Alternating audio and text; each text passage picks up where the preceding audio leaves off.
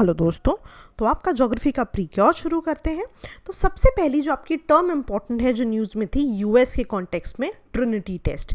तो ट्रिनिटी जो था ये कोड नेम था for the first detonation of nuclear device. ठीक है जी, ये किसने किया था? यूएस आर्मी ने कंडक्ट किया था in 1925 as a part of Manhattan project. ठीक है, तो अगर आपको ट्रिनिटी टेस्ट आ जाता है एग्जाम में कि the term has been news, ये किससे एसोसिएटेड है, तो अब आप बता सकते हो। नाउ बैक एंड पे, बिकॉज ये एक पर्टिकुलर प्रोजेक्ट का पार्ट था मैनहट्टन प्रोजेक्ट, तो मेरी कोशिश है कि हम मैनहट्टन प्रोजेक्ट के बारे में भी पढ़ें। ठीक है, कि अगर किसी खराब समय में इस पे भी सवाल आ जाए, ये भी आपको आना चाहिए। कभी कभी ऐसे क्वेश्चन आ जाते हैं, the terms Trinity test and Manhattan project has been in news, तो ये किससे एसोसिएटेड है? तो आप बता दोगे भाई न्यूक्लियर डिवाइस से एसोसिएटेड है ये। तो मैनहट्टन प्रोजेक्ट क्या था? बेसिकली ये एक रिसर्च एंड डेवलपमेंट प्रोजेक्ट था, राइट, जो कि वर्ल्ड वॉर 2 के समय किया गया था, जिसके तहत पहले फर्स्ट न्यूक्लियर वेपन्स की प्रोडक्शन हुई थी। अब ध्यान रखना, जो मैनहट्टन प्रोजेक्ट है वो तो लीड तो यूएस द्वारा किया गया था, लेकिन उनको सपोर्ट था यूनाइटेड किंगडम और कनाडा दोनों का। तो दोनों ही टर्म्स में आपको जो भी पूछा जाए आपको पता होना चाहिए। ठीक है जी, चलिए एडिशनल इन्फो की बात करते हैं। ये जो लिटिल बॉय और फैट मैन है, ठीक है, लिटिल बॉय जो है ये कोड नेम था फॉर द एटॉमिक बॉम्ब जो कि हिरोशिमा पे ड्रॉप किया गया था, और जो फैट मैन है ये कोड नेम था फॉर द न्यूक्लियर बॉम्ब जो कि नागासाकी पे ड्रॉप किया गया था। तो कभी कभी ऐसी भी टर्म्स आ जाती हैं, right, these are very easy questions, ये आपको गलत नहीं करने हैं। ठीक है जी, चलिए दूसरी न्यूज़ है हमारी मैटरनल मोर्टेलिटी रेशियो के बारे में। तो रिसेंटली, ठीक है, the office of registrar generals ने इन्होंने जो है एक रिलीज की है special bulletin on maternal mortality ratio in India. ठीक है, और 16 से लेके 18 के बीच तक का ये काउंट है। ये इंपॉर्टेंट है कि 16 से 18 के बीच का ये एक स्पेशल बुलेटिन है। तो ध्यान दीजिए, अगर यहाँ पे ईयर चेंज कर दिया तो 2020, that will be absolutely wrong. ठीक है, अब मैटरनल मोर्टेलिटी रेशियो आ जाता है। तो मैटरनल मोर्टेलिटी रेशियो क्या होता है? जितनी भी मैटरनल डेथ्स, मदर की डेथ्स हुई हैं during a given time period पर 1 लाख लाइव बर्थ्स, ये आपका क्या बनेगा? Maternal mortality ratio. ध्यान देना, 1 लाख बहुत ज़्यादा इंपॉर्टेंट है, मैं हमेशा इस पे फोकस करने की बात करती हूँ। अब अगर आप देखो किस तरह से ये कम हुआ है, तो पहले 130 था 2014-15-16 में, राइट, इवेंचुअली अब जो है अगर हम 16 और 18 का कैलकुलेट करें तो ये 113 पर आ गया है। So this particular term would be, this particular value would be very important for you. ठीक है जी, याद रहेगा। चलिए अब ना इसमें बहुत सिंपल सी बात है जो कि मैंने आपको पहले भी बताई हुई है, जो मैंने करंट अफेयर्स में डिस्कस किया था, कि अगर आपसे एसडीजीज में पूछ लिया जाए कि मैटरनल मोर्टेलिटी रेशियो कौन सा एसडीजी है, कौन सा टारगेट है, so it will be target 3.1। और अगर मैं इसका स्पेसिफिक गोल देखूं तो इनका एजेंडा क्या है कि ग्लोबली, यानी कि एट इंटरनेशनल लेवल जो आपका मैटरनल मोर्टेलिटी रेशियो है उसको लेस देन 70 पर लाइव बर्थ ले आया जाएगा। तो इंडिया में कितना है? पर 1 lakh live birth 113 maternal mortality ratio है, 113 मैटरनल डेथ्स होती हैं, लेकिन ये क्या चाह रहे हैं? पर 1 लाख लाइव बर्थ सिर्फ 70 ही मैटरनल डेथ्स हो। तो इसकी बात हो रही है, तो ये भी आप याद रखोगे, जो टारगेट है that also becomes very important. ठीक है जी, चलिए अगली न्यूज़ पे आते हैं। अगली न्यूज़ है in context of Bhagirathi eco sensitive zone. ठीक है, ये जो भागीरथी इको सेंसिटिव जोन है, राइट, इसको रिसेंटली अप्रूव किया गया है। ठीक है, रादर इसका एक जोनल मास्टर प्लान है जिसे अप्रूव किया गया है। ठीक है, but more than that what is important is, जो एक तो डायरेक्ट क्वेश्चन आ सकता है ना कि भागीरथ की इको सेंसिटिव जोन में भागीरथी कौन सी स्टेट से एसोसिएटेड है, स्टैंडर्ड सवाल। ठीक है, ओके, बट उससे भी इंपॉर्टेंट चीज़ आपकी क्या है कि इको सेंसिटिव जोन्स क्या होते हैं, क्योंकि बात तो हम यही कर रहे थे ना कि इसको एक इको सेंसिटिव जोन के लिए इसका एक प्लान अप्रूव हुआ। इको सेंसिटिव जोन्स क्या होते हैं? जितने भी ऐसे प्रोटेक्टेड एरियाज, नेशनल पार्क्स या वाइल्ड लाइफ सेंचुरी होती हैं, राइट, उसके आसपास इको सेंसिटिव जोन बना दिए जाते हैं। फॉर एग्जाम्पल मान लो this is a protective area, right, ये पर्टिकुलर रीजन, अब प्रोटेक्टेड एरिया के आसपास एक इको सेंसिटिव जोन बना दिया जाएगा।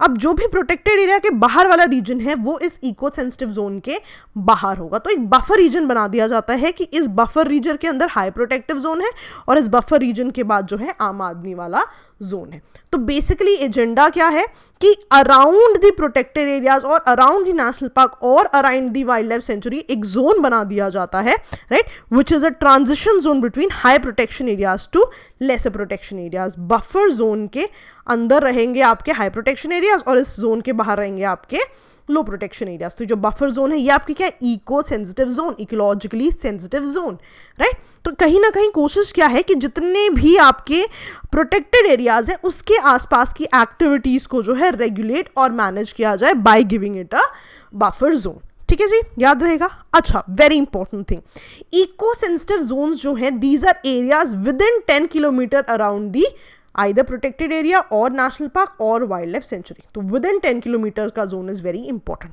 अच्छा, कौन नोटिफाई कर रहा है, ये तो आपको पता है कि एनवायरमेंट मिनिस्ट्री नोटिफाई करिए और आपको एक्ट भी पता है, एनवायरमेंट प्रोटेक्शन एक्ट। लेकिन वन वेरी इंपॉर्टेंट थिंग, ये जो एनवायरमेंट प्रोटेक्शन एक्ट है specifically eco sensitive zone term को मेंशन नहीं करता है, रादर इसके अंदर 2 सेक्शंस हैं, राइट। रादर अगर आप यहां पे देखो इस पर्टिकुलर सेक्शन में 3(2) सेक्शन ऑफ द एक्ट है जो कहीं ना कहीं रिस्ट्रिक्ट करने की बात करता है कि इन कुछ पर्टिकुलर रीजन्स में आपको रिस्ट्रिक्ट करना है कुछ पर्टिकुलर इंडस्ट्रीज को। इसके तहत जो जोन आता है वो इको सेंसिटिव जोन होता है, लेकिन एग्जैक्टली ये टर्म यूज नहीं हुई है। This is very important. ठीक है जी, चलिए एक और चीज, एनवायरमेंट प्रोटेक्शन रूल्स जो है इसमें भी एक पर्टिकुलर रूल है, रूल 5(1) जो रिस्ट्रिक्शंस की बात करता है। पर इन दोनों रूल्स में कहीं ये शब्द जो है इको सेंसिटिव जोन शब्द अलग से यूज नहीं हुआ है, रादर इन रूल्स या इन सेक्शंस को लेके जो रीजन्स बनते हैं इवेंचुअली आपने उसे इको सेंसिटिव जोन का नाम दे दिया है। नाउ इसी भागीरथी इको सेंसिटिव जोन को क्यों इतनी जल्दी, रादर जो भी इश्यूज हुए हैं या जो भी क्लियरेंसेस मिली हैं क्यों मिली है, ताकि ये 4 धाम रोड प्रोजेक्ट जो है ये इजीली बन जाए। अब ये 4 धाम रोड प्रोजेक्ट क्या है, ये एक कनेक्टिव रोड है जो कि यमुनोत्री, गंगोत्री, बद्रीनाथ और केदारनाथ 4 रीजन्स को आपको कनेक्ट करता है। अब ध्यान देना, जब आप 4 धाम इन कॉन्टेक्स्ट ऑफ उत्तराखंड पढ़ रहे हो तो आप ये रीजन्स पढ़ रहे हो, but when in terms of India तो आपको पता है ना 4 धाम सारे एक ही स्टेट में तो नहीं है, डिफरेंट स्टेट्स में है। तो you can go back and read about कि इंडिया में जब आप 4 धाम यात्रा की बात करते हो तो कौन सी 4 जगह की बात हो रही है। ठीक है जी, सिंपल है, याद रहेगा। तो ये चीज बहुत इंपॉर्टेंट आपने याद। नेक्स्ट चीज जो आपकी न्यूज में है ये था चट्टोग्राम पोर्ट। ठीक है, तो रिसेंटली जो है एक container ship carrying steel and pulses जो है बेसिकली शुरू हुआ है from Kolkata port to Bangladesh Chattogram port. Now this is not very important कि किस तरह की शिपमेंट गई है, what is more important is the position of the port. तो अगर आप ध्यान दो तो Chattogram port is here and then this another port which is associated with Bangladesh which is your Mongla port. तो एक तो डायरेक्ट क्वेश्चन आ सकता है कि ये दोनों कौन से कंट्री से एसोसिएटेड है। दूसरा, कभी कभी पोर्ट्स को राइट टू लेफ्ट और लेफ्ट टू राइट लगाने के लिए आ जाता है, वो भी आपका क्वेश्चन इससे आंसर हो जाएगा। तो उस तरह के क्वेश्चंस को भी हमें ध्यान से प्रिपेयर करना है, right. So this is India और इसके साथ जो बांग्लादेश वाला रीजन है उसकी बात हो रही है। ठीक है जी, याद रहेगा। If you remember this particular diagram only ना तो आपको एग्जाम में याद आ जाएगा, डोंट वरी। ओके, नेक्स्ट है आपका वर्ल्ड लॉन्गेस्ट सबसी पावर केबल। अब ये जो वर्ल्ड लॉन्गेस्ट सबसी पावर केबल है, ये जो पर्टिकुलर पावर केबल है, बेसिकली इसका एजेंडा क्या है, ये ग्रीन एनर्जी शेयर करना चाहती है बिटवीन 2 कंट्रीज। ना कौन सी 2 कंट्रीज की बात करें, यूनाइटेड किंगडम और डेनमार्क की बात कर रही हैं। तो अगर आप ये वाइकिंग लिंक देखो तो यूके जो कि यहाँ पे है एंड डेनमार्क, इसको कनेक्ट कर रही है ये वर्ल्ड की सबसे लॉन्गेस्ट सबसी पावर केबल। ठीक है, तो ये चीज आपने याद रखनी है, किस किस के बीच में है, यूके और डेनमार्क के बीच में, याद रहेगा जी। तो ये जो पोजीशंस हैं ये बहुत ज्यादा इंपॉर्टेंट हो जाती हैं आपके एग्जाम्स के लिए, ये आपको याद होनी चाहिए। तो आज बहुत सारी आप ऐसी चीजें देखेंगे अगर हम पोजीशंस की बात करेंगे। नेक्स्ट अगर आप न्यूज पे आ जाओ तो इंडिया भूटान में एक न्यू ट्रेड रूट ओपन हुआ है, राइट। आपको पता है India and then there is Bhutan, तो ये जो है शुरू हुआ है between West Bengal and Bhutan. तो वेस्ट बंगाल में एक जगह है जायगांव एंड भूटान में देस Pasakha. Now what I want you to know is, पहली चीज कि एजेंडा क्या है ऐसे ट्रेड रूट का। ऑब्वियसली ट्रेड रूट होने से क्या होगा, ट्रेड बूस्ट होगी between both the countries, simple point. लेकिन I want you to know the position of Jaigaon also. हम यूजुअली प्रिज्यूम कर लेते हैं the moment I say something is connected from West Bengal कि हमेशा ही कोस्ट की बात हो रही है, नहीं। अगर आप देखो वेस्ट बंगाल थोड़ा सा इस तरफ भी आता है ना, सिक्किम के जस्ट नीचे वाले रीजन में भी आता है, तो this is where Jaigaon is. तो ये चीज बहुत ज्यादा इंपॉर्टेंट है कि it is not starting from the coast, याद रहेगा, सिंपल था। चलिए अगली चीज पे आते हैं, वर्ल्ड पॉपुलेशन ट्रेंड्स की बात आते हैं। तो रिसेंटली एक नया एनालिसिस पब्लिश हुआ है लैंडसेट में। उन्होंने बोला है कि जैसे कि आपने, I am not very sure कि आपने रिपोर्ट पढ़ी है नहीं, वर्ल्ड पॉपुलेशन प्रॉस्पेक्ट्स 2019 पे एक रिपोर्ट आई थी। तो हमने इस पर 2 मिनट भी बनाया था, अपने करंट अफेयर्स में भी डिस्कस किया था। तो उन्होंने उसमें क्या बोला था, 2021 तक, सॉरी अगर 2100 तक, सॉरी 2100 तक, 2100 तक क्या होगा, आपकी जो भी अभी प्रेजेंट पॉपुलेशन है वो डबल हो जाएगी। लेकिन अब जो रिसेंटली डेटा लिया गया है एक पर्टिकुलर स्टडी से, जिस स्टडी का नाम है global burden of diseases study 2017, उस स्टडी में पॉपुलेशन की तो बात पढ़ी ही गई है, but population in terms of fertility कितनी बढ़ेगी या कम होगी, माइग्रेशन कितनी बढ़ेगी कम होगी, मोर्टालिटी रेट्स, लोगों के मरने के जो दर है वो कितने बढ़ेंगे या घटेंगे, इसको इन्होंने स्टडी किया। अकॉर्डिंगली इन्होंने एक न्यू स्टडी दी है जिसमें इन्होंने बोला कि जो वर्ल्ड की पॉपुलेशन डबल होनी थी, राइट, अब वो जो है 36 साल पहले ही डबल हो जाएगी, विच इज इन 2064, राइट। तो ऑब्वियसली वो जो पॉपुलेशन पीक होनी थी, right, that will be peeking before that. ये बहुत इंपॉर्टेंट चीज है आपकी, ठीक है। और बहुत इंपॉर्टेंट सी चीज बोल रहे हैं कि पीक तो हो गई आपकी, जो पीक आपकी 2100 में होनी थी वो आपकी 2064 में ही हो गई। लेकिन अब वो क्या बोल रहा है, 2064 के बाद एक आपकी जो पॉपुलेशन है उसमें आ जाएगा डिक्लाइन। अब वो डिक्लाइन के रीजंस भी बता रहा है। वो कह रहा है बहुत स्पेसिफिक रीजन है। सबसे पहली बात तो वर्ल्ड में जितनी भी वुमेन है उनको एक्सेस मिल जाएगा towards education and towards contraception. इसके अलावा क्या होगा, जितनी भी कंट्रीज हैं, स्पेसिफिकली वो इंडिया की बात भी कर रहा है कि जितनी भी कंट्रीज हैं वो अपने यूएन जो एसडीजीज हैं उनको रादर वो गोल्स रीच करने के लिए भी काम करेंगी। तो उससे क्या होगा, अगर वो अपने गोल्स रीच करेंगी तो भी आपकी पॉपुलेशन डिक्लाइन होगी। तो ये दो बहुत इंपॉर्टेंट रीजंस हैं जिसकी वजह से वो कह रहे हैं कि पॉपुलेशन इवेंचुअली कम होगी। ठीक है जी, याद रहेगा। तो 2064 तक बढ़ रही है एंड 2064 के बाद क्या हो रही है, कम हो रही है because of these two particular reasons. ठीक है जी, याद रहेगा। चलिए अगली न्यूज़ पे आते हैं। चुशल अप्रोच पढ़ी थी जब हमने इंडिया और एलएसी की बात की थी, राइट, कि यहाँ पे कुछ मीटिंग्स होती हैं। तो इंपॉर्टेंट अभी भी वही रीजन्स है कि यहाँ पे कमांडर स्टॉक होती है, इसे चुशल स्ट्रैटेजी भी कहते हैं। बट आज का मेरा एजेंडा क्या है कि आपको चुशल की बेसिक पोजीशन पता चले। तो अगर मैं इसको थोड़ा डार्क कर देती हूँ शायद आपको थोड़ा और समझ में आ जाए। So this is your JNK, right, this is your Chushul. तो कहीं ना कहीं if they ask you to arrange certain things left to right, right to left, कुछ ऐसा आपको अरेंज करने को दे तो आपको एटलीस्ट इसकी पोजीशन पता होनी चाहिए। So this is where Chushul is there. तो कभी कभी ये रीजन्स पे क्वेश्चन आ जाते हैं, रादर हर साल 2-3 अब सवाल आते हैं on reasons in news, areas in news, तो उनके बारे में भी आपको पता होना चाहिए। ठीक है जी। चलिए नेक्स्ट है आपका इंडिया एनर्जी मॉडलिंग फोरम।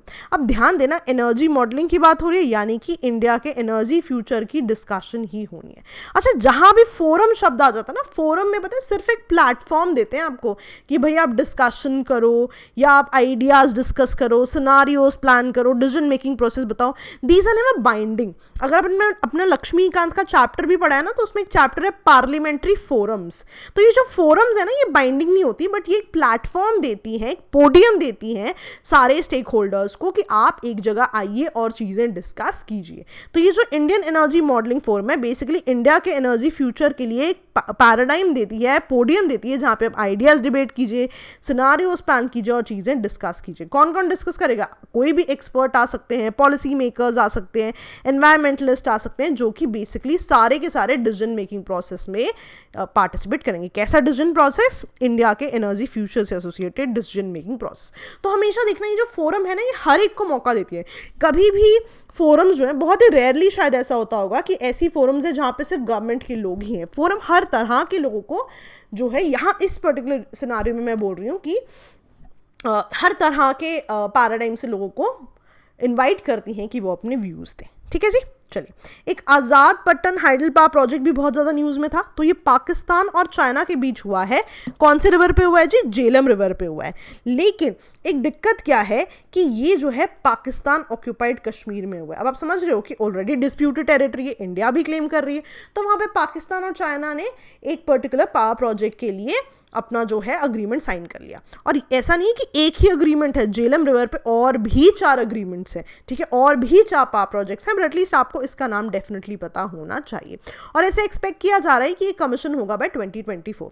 अब पाकिस्तान चाइना ने अपना प्रोजेक्ट तो कर लिया, लेकिन कुछ बेसिक किसी पर्टिकुलर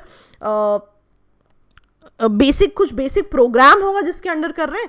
तो आपने सीपैक बहुत ज़्यादा सुना होगा, चाइना पाकिस्तान इकोनॉमिक कॉरिडोर।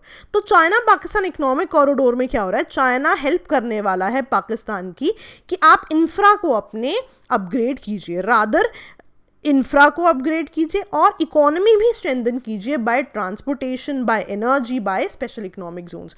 तो इन सभी चीज़ों में चाइना जो है वो मदद करेगा पाकिस्तान की कि उनका इंफ्रा कहीं ना कहीं बढ़े, जिससे कि इकोनॉमिकली भी वो आगे बढ़े। तो इस पर्टिकुलर प्रोजेक्ट के अंदर आज़ाद पत्तल हाइडल पावर प्रोजेक्ट जो है ये जो है साइन किया गया है। अब ना थोड़ा सा I want you to have a look as well. CPEC हम रैंडमली पढ़ते हैं बट हम कभी इसको ट्रेस नहीं करते। सो आप देख रहे हो कशगर टू ग्वादार, तो ये पूरा का पूरा इसके आसपास ही आप देखोगे इकोनॉमिक कॉरिडोर बनाने की बात है, ठीक है। तो ये थोड़ा सा इसकी पोजीशन भी आप याद रखोगे। आप देख रहे हो यहाँ पे ये पीओके से होकर जा रही है। तो ये छोटी छोटी चीज़ें दोस्तों बहुत ज़्यादा इंपॉर्टेंट हो जाती हैं आपके लिए, ठीक है जी, याद रहेगा। चलिए ओके, मॉन्ट ब्लैक माउंटेन रेंज भी न्यूज़ में थी। कहाँ पर है ये जी, फ्रांस के पास है। तो आप देख रहे हो France and on the right side there is Mont Blanc. तो एक तो इस तरह की पोजीशंस इंपॉर्टेंट है।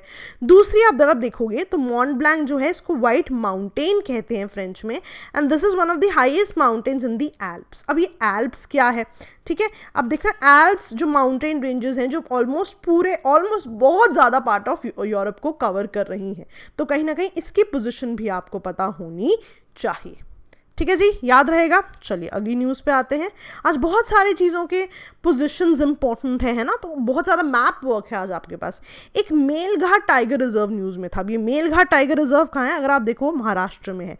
महाराष्ट्र में तदोबा अंधेरी भी बहुत ज़्यादा न्यूज़ में है, ठीक है, पेंच बहुत ज़्यादा न्यूज़ में रहता है। तो आपके लिए पूरा मैंने यहाँ मैप दिया हुआ है। When you download this particular document है ना, जब आपको वीकली डॉक्यूमेंट जब आप डाउनलोड करोगे फ्रॉम टेलीग्राम, तो आप वहाँ से इस पर्टिकुलर चीज़ को पढ़ सकते हो। देख रहे हो आप, दूधवा, कॉर्बेट, सरस्का, काफ़ी ज़्यादा ऐसे इंपॉर्टेंट टाइगर रिजर्व्स है जो आपको पता होना चाहिए। बट फिलहाल मेलघाट वॉज इन न्यूज़, ठीक है। अगर आप मेलघाट की बात करो तो ये महाराष्ट्र से एसोसिएटेड है, बिल्कुल आपको मैप में दिख गया, ठीक है। This was one of the first 9 tiger reserve जो कि जब प्रोजेक्ट टाइगर शुरू हुआ था 73, 74 में, तब आपके ऐड हुए थे। अब ध्यान रखना, जितना प्रोजेक्ट टाइगर इंपॉर्टेंट है उतना ही उसका ईयर भी इंपॉर्टेंट है। डायरेक्ट ईयर्स क्वेश्चन में आते हैं।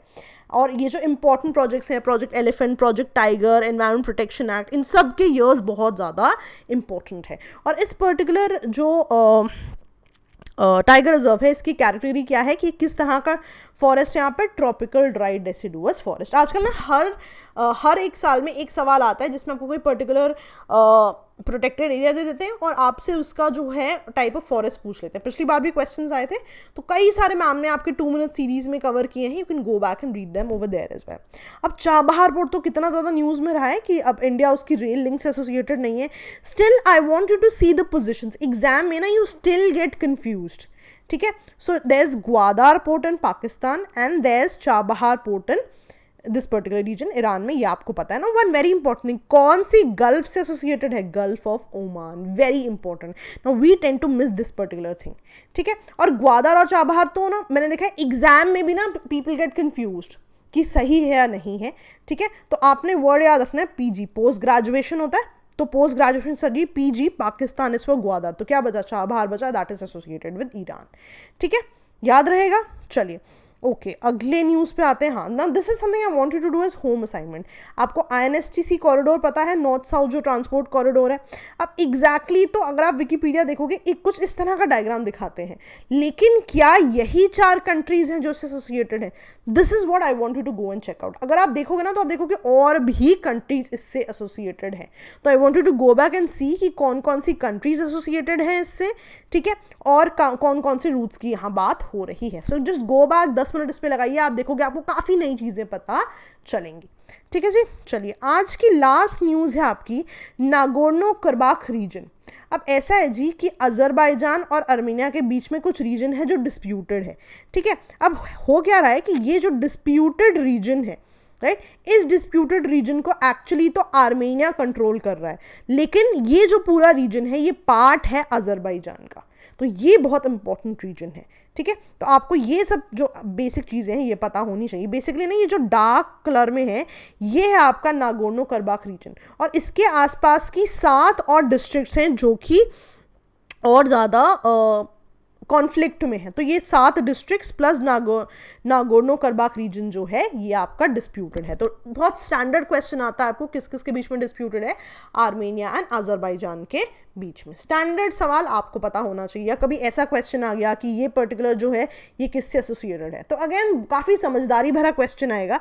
ऐसा नहीं है कि आप बोलोगे मैम अगर वहाँ आर्मेनिया आ गया या अजरबैजान आ गया तो हम क्या टिक करेंगे। डोंट वरी, यूपीएससी काफ़ी समझदार है, समझदार सवाल ही बनाएगा आपके लिए। ठीक है जी, चलिए, so this was all from my and. Before I and, I am not very sure आप में से कितने लोगों ने प्रीलिम्स का हमारा बैच ज्वाइन किया है, पर बैच 2 शुरू हो चुका है हमारा। And those of you don't know कि इस पूरे बैचेस में क्या क्या अवेलेबल होता है। आपका पूरा का पूरा पीसीएम कोर्स अवेलेबल होता है, plus mains answer writing available होती है, जिसमें हम पर स्टूडेंट 100 से ज़्यादा मेंस के सवाल आपके चेक करते हैं, माइंडेड 100 से ज़्यादा सवाल, प्लस प्रीलिम्स टेस्ट सीरीज भी इसमें इंक्लूडेड है। अपार्ट फ्रॉम दैट, जब अगले साल आपका प्री होगा उससे पहले जो आप क्रैश कोर्स लेंगे वो भी इसमें इंक्लूडेड होता है। और दूसरी बहुत इंपॉर्टेंट चीज़, इसकी वैलिडिटी कब तक होगी, अगले साल जब आप मेंस लिखेंगे तब तक इस पर्टिकुलर कोर्स की वैलिडिटी होगी। तो अभी बस 1 हफ्ता हुआ है इस कोर्स को चले हुए, सारी क्लासेस आपको ऐसे के ऐसे अवेलेबल हैं, आप जितनी मर्जी बार उन क्लासेस को देख सकते हैं टिल योर मेंस। तो ये बहुत इंपॉर्टेंट चीज़ है कि ऐसा नहीं है कि आप सिर्फ लाइव क्लास देख रहे हैं, no, it's a pre recorded class, you can see them as per your convenience till your mains. And very important, crash course, mains, pre, पूरी की पूरी टेस्ट सीरीज इंक्लूडेड है in this particular course, right. तो आपको कुछ भी doubts हो, कुछ भी इशूज हो, आप हमेशा इस नंबर पे कॉल कर सकते हैं and there'll be somebody to assist you। ठीक है जी, चलिए, that was all from my end। Okay दोस्तों, बाय बाय।